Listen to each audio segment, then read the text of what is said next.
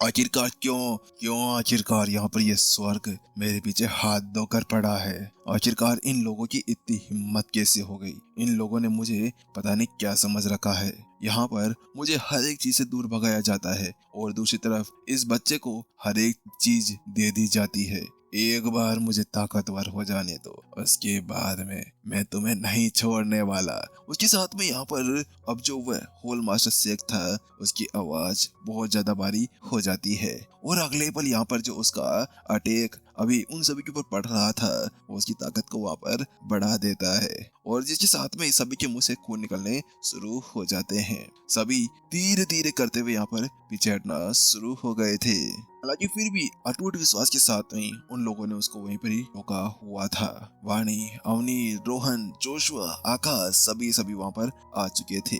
11 के 11 diet students ने अभी जान की बाजी लगाकर वहां पर रखा हुआ था। तो वहीं विपिन कहता है, नवन अभी हमारे पास में समय नहीं है, जल्दी करो, हमें जल्दी से जल्दी यहाँ पर कुछ करना होगा। विपिन व्याख्यान देते देते यहाँ पर नमन को टेलीपैथी संदेश भेजता है क्योंकि उसे पता था कि अभी यहाँ पर वह कुछ ज्यादा नहीं कर सकते थे। नमन कहता है, लेकिन अभी यहाँ पर हमें थोड़ा समय लगने वाला है, कम से कम 15 मिनट, लेकिन शायद हमारे पास में तो वो 15 मिनट भी नहीं होने वाले हैं। आखिरकार हम अब यहाँ पर क्या कर सकते हैं।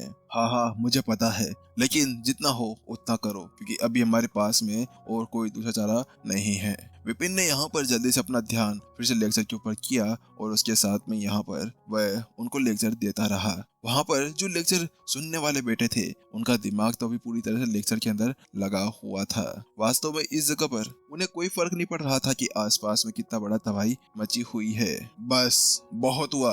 उसके साथ में यहाँ पर जो होल मास्टर शेख था, वो अपने हाथ को और नीचे करता है और बैंग, अगले पल यहाँ पर और जोरदार दबाव बढ़ता है, जिसके साथ में ही यहाँ पर जो नीचे खड़े हुए वह लोग थे, उनके ऊपर बहुत बड़ा दबाव पड़ता है। रेनू और अन्य लोगों के मुंह से खून की धाराएं बहने लगती है।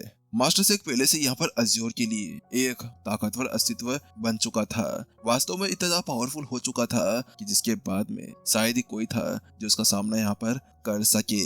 एक बार यहाँ पर रेनू और सभी को साइड में हटाते हुए मास्टर शेख कहते हैं, ये एनर्जी तुम्हारे किसी काम की नहीं है, ये मेरे ज्यादा काम में आने वाली है, ये मुझे दे दो। इसके साथ में यहाँ पर जो होल मास्टर शेख था, वो अपने हाथ को आगे करता है और उस वेदी को अपनी एनर्जी के साथ में अपनी तरफ खींचने लगता है।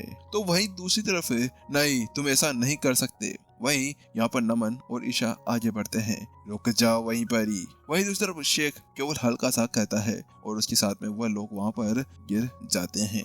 वहीं दूसरी तरफ, नहीं ये नहीं चलेगा अब। विपिन अपने लेक्चर को जारी रखता है और शक अपने हाथ के अंदर अपनी टोंगसांग तलवार को पकड़ लेता है और जल्द ही वो उसकी तरफ बढ़ने लगता है। वो जानता था कि अब उसके पास में कोई दूसरा चारा नहीं बचा है, अब उसे यहाँ पर खुद कुछ करना होगा क्योंकि आखिरकार वो लेक्चर तो देता रहेगा, लेकिन अब उसने कुछ नहीं किया तो उसके बाद में यहाँ पर और कुछ नहीं हो सकता था।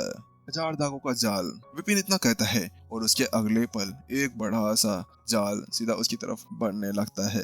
क्या एक जाल? क्या तुम्हें लगता है कि तुम इस छोटे मोटे तुच्छ चीजों के साथ में मुझे रोक सकते हो? सामने वाला जो होल मास्टर शेख था, उसने कहा और उसके साथ में ही वो अपनी चुटकी बजाता है और उस चुटकी के साथ में जो इम्पैक्ट बाहर निकला था, उसके साथ में ही चक, ऐसा लगा जैसे कि कांच टूटा और कांच के भांति ही यहाँ पर वह पूरा जाल नष्ट हो चुका था। लेकिन विपिन वहीं पे नहीं रुकता है। विपिन जल्दी से अपनी तलवार को ऊपर उठाता है और सीधे यहाँ पर एक बड़ा सा वॉरियर उसके पीछे आ जाता है, जो अपने म्यान के अंदर से एक तलवार बाहर निकालता है। मुझे पता है ऐसा कुछ नहीं हो सकता, लेकिन रोकने के लिए इतना ही बहुत है। इसके साथ में विपिन जल्दी से उस वॉरियर को पकड़ता है और अगले पल वो वॉरियर विपिन की जैसे करता है और एक बड़ी सी तलवार सीधे मास्टर शेख की तरफ फेंकने लगता है। वहीं उस स्लेज को देखने के साथ में ही मास्टर शेख केवल हल्की सी हंसी हंस देते हैं। ओह अच्छा ऐसी बात है, चलो बहुत हुआ खेल। उसके साथ में वो अपनी उंगली ऊपर उठाता है और उस तलवार के ऊपर टैप करता है। कच, बैंग। जैसे यहाँ पर वह अंगुली उस तलवार के साथ में टकराती है तो एक बार तो वह एनर्जी टूटने की आवाज आती है और उसके साथ में ही एक जोरदार ब्लास्ट वहां पर होता है। वहीं दूसरी तरफ शू बूम, विपिन जो था वो उस इम्पैक्ट के साथ में वो बहुत दूर तक चला जाता है। वहां पर उसको ये पता चल गया था कि अभी उसके और सामने वाले मास्टर सेक के बीच के अंदर जमीन आसमान का फर्क था। वह कुछ 100 मीटर दूर तक जाता है और वहीं पर ही हवा के अंदर अपने आप को स्थिर करने के लिए सोनिक बूम का यूज करता है। वहीं दूसरी तरफ विपिन का व्याख्यान अभी तक रुका नहीं था। वह अभी तक भी उन सभी सच्चे अमरों को अपना व्याख्यान देना जारी रखता है। वहीं मास्टर सेक फिर से अपने दोनों हाथों को उस तरफ करता है और इस वेदी को अपनी तरफ लेने लगता है। वो वेदी को नहीं, उसके ऊपर ये जो वह काली एनर्जी थी वो उसको अपनी तरफ खींच रहा था। नहीं, तुम ऐसा नहीं कर सकते। वहीं दूसरी तरफ नमन और ईशा फिर से उसको रोकने के आगे बढ़ते हैं। तो वहीं मास्टर सेक अपनी केवल निगाहों के वार से उन दोनों को नीचे गिरा देता है। वहीं दूसरी तरफ जल्द ही यहाँ पर जो वो दिव्य एनर्जी थी काली कलर की, वह सीधे उसके हाथ के अंदर आ जाती है। उसके साथ में एक जोरदार हंसी के साथ में ही यहाँ पर जो मास्टर सेक था वह हंसने लगता है। अभी वो कोई मास्टर सेक नहीं, वो अभी एक डेविल लग रहा था। ऐसा लग रहा था कि वो कोई मास्टर टीचर नहीं था, वह एक बहुत ज्यादा भयानक राक्षस बन चुका था। उसकी आंखें बहुत ज्यादा खतरनाक तरीके से चमक रही थी। अब तुम कुछ नहीं कर सकते, जो तुम्हारी आखिरी आस थी वो ये रही। काली एनर्जी को दिखाते हुए यहाँ पर मास्टर सेक उससे कहते हैं। तो वहीं दूसरी तरफ, क्या तुम्हें ऐसा लगता है कि मैं तुमसे ऐसे ही निपटने के लिए आ जाऊंगा? मुझे ही पता था कि यहाँ पर मैं तुमसे नहीं निपट सकता। उसके साथ में शू, अगले पल विपिन के गलबेले से कुछ निकलकर बाहर आता है। ओह अच्छा, तो ये तुम्हारे पास में है गोल्डन पेज। मुझे इसी का ही इंतजार था, लेकिन क्या तुम्हें लगता है कि मुझे इसके बारे में नहीं पता होगा?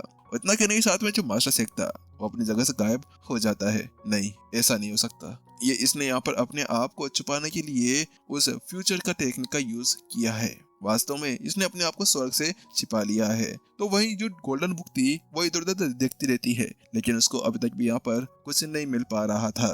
तुम्हें क्या लगा मुझे इसके बारे में नहीं पता था? मास्टर सेक की आवाज आसमान के अंदर से छिन-भिन होती है। तो वही विपिन कहता है, अच्छा, तो क्या तुम्हें लगता है कि मैं केवल इस चीज के लिए ही बचाकर रखा हुआ हूँ? क्या मुझे नहीं पता था ये तुम्हें? अगर मेरे स्वर्ग के टुकड़े के बारे में पता है तो इसके बारे में पता नहीं होगा।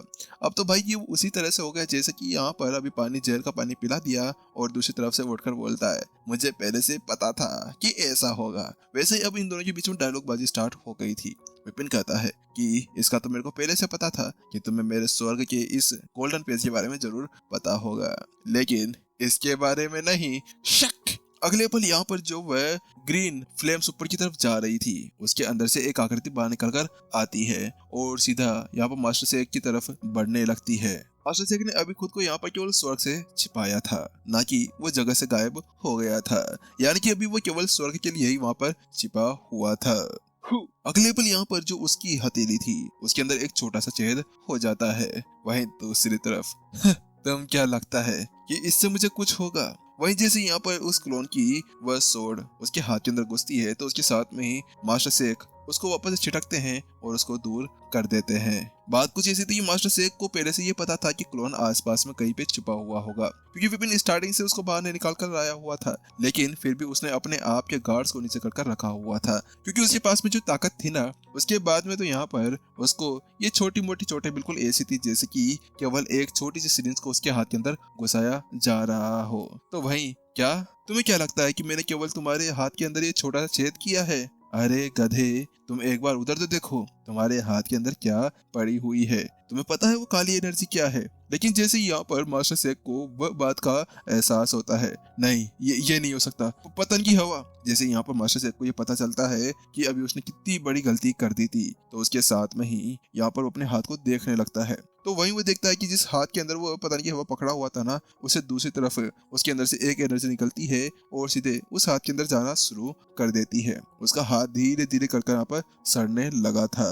वहीं दूसरी तरफ जैसे उस चीज को वो देखता है तो उसकी आंखें वैसे कांप जाती है। बात कुछ ऐसी थी, अज़्योर के अंदर ऐसी कोई भी शक्ति नहीं थी जो उसको यहाँ पर अब चोट पहुंचा सके, लेकिन अब जो ये काली एनर्जी थी ये दिव्य एनर्जी थी, तो इसके साथ में ये एनर्जी उसको यहाँ पर बहुत बुरी तरह चोट पहुंचा रही थी। मैं तुम्हें नहीं छोड़ूंगा। इसके साथ में जैसे ही यहाँ पर उसको यहाँ पर गुस्सा आता है तो वह चिल्लाने लगता है और जल्दी से अपने दिव्य एनर्जी को निकालते हुए जल्दी से उस एनर्जी को दबाने की कोशिश करने लगता है। थोड़ी देर यहाँ पर उस हवा को बाहर निकालने के बाद में ही वो पहले क्लोन को एक चपाट लगाता है और क्लोन कुछ दूर जाकर गिरता है। उसके बाद में ही अब तुम्हारी बारी है। वो जल्दी से विपिन की तरफ बढ़ने लगता है, लेकिन उसी बीच जिससे पहले कि यहाँ पर विपिन के पास में पहुंच पाता, उसके साथ में ही अगले पल जो छोटा सा चूजा था वो अपने मोटे से मुंह को खोलते हुए बाहर आता है और अगले पल एक ही बाइट के अंदर उसको पूरा का पूरा अंदर निगल जाता है।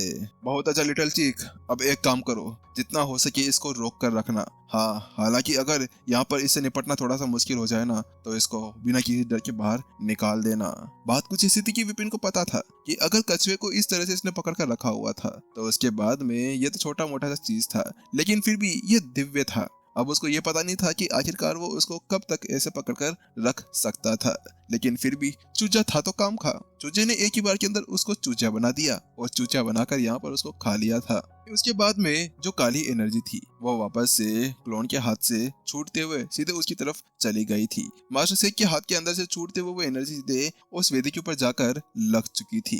हालांकि इस बार वो जो एनर्जी थी वो काली से थोड़ी थोड़ी सी हल्की हल्की सी पीली होने लगी थी। बात कुछ ऐसी थी कि अभी इस जगह पर उनको उस एनर्जी को वापस से पूरी तरह से गोल्डन बनाना था। हाँ, अगर गोल्डन नहीं तो उन्हें यहाँ पर उसको थोड़ा बहुत पीला तो बना ही देना था। हल्का हल्का पीला अगर उसके अंदर आ जाती है तो वह उसका यूज कर सकते थे। लेकिन जब यहाँ पर शेख ने इसको अपने हाथ के अंदर लिया तो मास्टर शेख के लेते ही इसके अंदर से जो काली एनर्जी थी वो उसके शरीर के अंदर चली जाती है। चलो ठीक है, जल्दी करो, हमें जल्दी से इसको करना होगा। मुझे नहीं पता कि अभी यहाँ पर लिटिल शेख उसको कितनी देर यहाँ पर संभाल सकता है। लेकिन इसी बीच अचानक से वो लोग इसी बारे में बात कर ही रहे थे कि अगले पल यहाँ पर लिटिल चिक का जो पेड़ था वह फट जाता है। उसके अंदर से एक तलवार बाहर निकलती है और मास्टर शेख उधर के अंदर से बाहर निकलकर आ जाते हैं। चूजे, मैं तेरा आज चूजा बना दूंगा, तू आज नहीं बचने वाला। इसके साथ में मास्टर शेख का गुस्सा पूरी तरह से भड़क उठा था। आखिरकार उसका अपमान यहाँ पर जो हो गया था, आखिर किसकी इतनी हिम्मत जो उसको यहाँ पर निगलने की हिम्मत कर सके। उसके साथ में वो अपनी तलवार को ऊपर उठाता है और शक शक शक शक हो यहाँ पर अचानक से उसके वो बहुत सारे स्लेसेस मारना शुरू कर देता है। अगले पल चूजे की गर्दन उड़ती है और चूजे की गर्दन यहाँ पर हवा के अंदर लटकी रह जाती है। उसके बाद में यहाँ पर वह पूरे शरीर के टुकड़े टुकड़े कर देता है। मैं तुम्हें नहीं छोड़ूंगा। उसके साथ में मास्टर शेख जोरदार दहाड़ लगाता है और अपने हाथ से एक एनर्जी ब्लास्ट करता है और चूजे के उस बचे कुचे शरीर को वहीं पर ही नष्ट कर देता है। नहीं, ये नहीं हो सकता। वहीं जैसे यहाँ पर विपिन उस चीज को देखता है तो उसके साथ में ही उसके अंजर पंजर हिल जाते हैं। नहीं चूजे, तू नहीं मर सकता।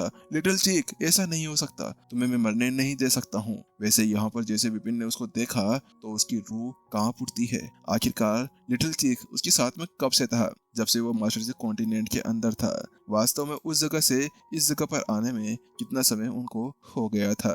आखिरकार जगह जगह से वो लड़ा करते थे, जगह जगह पर वो मस्ती किया करते थे। आखिरकार लिटिल चीक, आजा मेरे पास में दोस्त, यहाँ पर तेरे को मैं जरूर खिलाऊंगा। वहां पर विस्त में विपिन ने उसके लिए बहुत कुछ किया था। उनकी लड़ाई भी हुआ करती थी, लेकिन वह लड़ाई यहाँ पर उसकी पालतू जानवर से मिलकर अब एक दोस्ती के अंदर मिल चुकी थी। और इस जगह पर जैसे विपिन ने ये देखा कि लिटिल चीक अभी अभी उसकी आंखों के सामने मारा गया था तो उस चीज को देखने के बाद में ही विपिन की आंखें क्रोध से भर जाती है। मैं तुम्हें नहीं छोड़ने वाला, तुम इतने निर्दयी कैसे हो सकते हो? विपिन की आंखें और उसके आसपास से अब पूरी तरह से रेड एनर्जी निकलना शुरू हो जाती है जो गोल्डन लाइट के साथ में मिली हुई थी। उसके बाल बहुत ज्यादा भयानक लगने लगते हैं। उसके चेहरे के ऊपर हल्की हल्की स्लाइनिंग आ जाती है जो दिखा रही थी कि वो अभी एक मॉन्स्टर बनने जा रहा है। और बिना किसी सस्पेंस के एपिसोड ये पर खत्म हो रहा है। मजा आया ना यहाँ पर इन दोनों की लड़ाई देखकर? चलो देखते हैं कि आखिरकार अब यहाँ पर क्या होता है। वैसे भी शायद हमारा लिटिल चूक यहाँ पर जा चुका है। आखिरकार उसको पूरी तरह से भून दिया गया है। चलो देखते हैं कि अब विपिन उसका बदला यहाँ पर कैसे लेता है। क्या वह यहाँ पर मास्टर शेख को पूरी तरह से उठा उठा कर पटक पटक कर मारने वाला है? इसका पता आगे आने वाले एपिसोड के अंदर चलने वाला है। इसके अलावा गाइज, मेंबरशिप अगर आप लेना चाहो तो ले लो, हम लोगों ने आपके लिए इसको सस्ता भी कर दिया है। इसके अलावा टारगेट कंप्लीट करा दो यार। टारगेट कंप्लीट नहीं हुआ तो उसके बाद में अगले महीने से 2 एपिसोड्स ये आने शुरू हो जाएंगे। मेरे को नहीं पता है क्योंकि अब यहाँ पर हमें टारगेट कंप्लीट करना ही होगा। चलो फिर मिलते हैं, टाटा बाय बाय जल्द ही।